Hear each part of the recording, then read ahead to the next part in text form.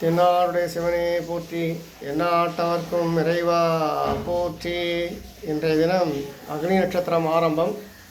அதனை முன்னிட்டு ஸ்ரீகிருஷ்ணனுக்கு சந்தன காப்பு, குளிர்ந்த தைலங்களால் அபிஷேகம், அதுக்கு பிறகு சந்தன காப்பாக இருக்குது. சந்தன கலர்லேயே தாயார்களுக்கெல்லாம் வஸ்திரங்கள். மூலவருக்கு இப்போ தான் முடிஞ்சிருக்கு. உற்சவருக்கு அபிஷேகம் ஆயின்ட்டுருக்கு. அபிஷேகம் முடிஞ்சோன்னா உற்சவருக்கு அலங்காரமாகும். தென்னாடுடைய சிவனை போற்றி, எந்நாட்டவர்க்கும் இறைவா போற்றி. ஹரே ராம ராம ராம ஹரே ஹரே, ஹரே கிருஷ்ண கிருஷ்ண கிருஷ்ண ஹரே ஹரே.